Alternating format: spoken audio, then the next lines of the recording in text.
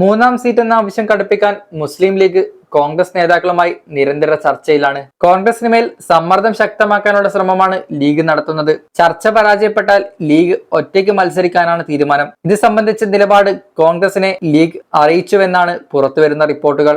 അങ്ങനെയാണെങ്കിൽ മലബാറിൽ ഏതെങ്കിലും ഒരു സീറ്റിൽ ഒറ്റയ്ക്ക് മത്സരിക്കാനാകും ലീഗിന്റെ തീരുമാനം. വയനാട്ടിൽ രാഹുൽ ഗാന്ധി മത്സരിക്കുന്നതിനാൽ ലീഗ് മത്സരിക്കില്ല.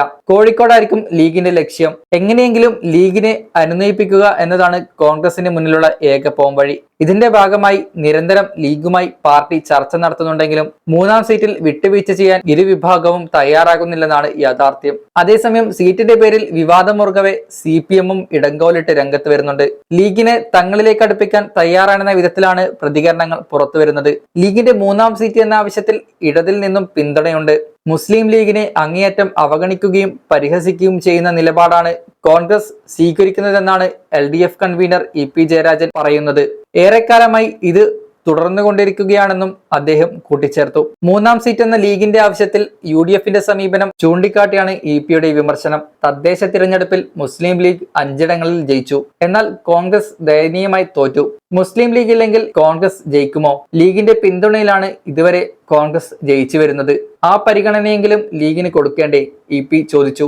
അവഗണന, പരിഹാസം, അങ്ങേയറ്റം ഇടിച്ചു താഴ്ത്തൽ എന്നിവയെല്ലാം കാണുമ്പോൾ സ്വാഭാവികമായും ലീഗിന്റെ അണികളിൽ വികാരമുണ്ടാകും. അത് കോൺഗ്രസിനെതിരായി തന്നെ വരും. ലീഗ് നേതൃത്വം വിചാരിച്ചാൽ പോലും ആ അണികളുടെ വികാരം ഇല്ലാതാക്കുവാൻ സാധിക്കില്ല. കോൺഗ്രസിനെ പോലെ തന്നെ സീറ്റ് നേടാനുള്ള അർഹത UDF-ൽ ലീഗിലുമുണ്ട്, EP ജയരാജൻ കൂട്ടിച്ചേർത്തു.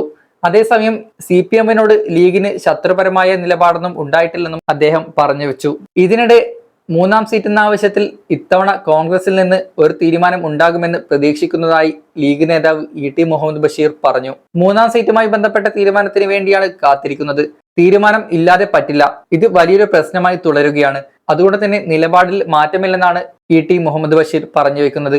ഒരു സീറ്റ് കൊടുക്കുന്നതിൽ എന്താണ് തെറ്റ്? ഇടത് നേതാക്കൾ ചോദിക്കുന്നു. ലീഗ് എന്തിന് അപമാനം സഹിച്ച് നിൽക്കണമെന്നാണ് ഇന്നലെ മന്ത്രി P രാജീവ് ചോദിച്ചത്.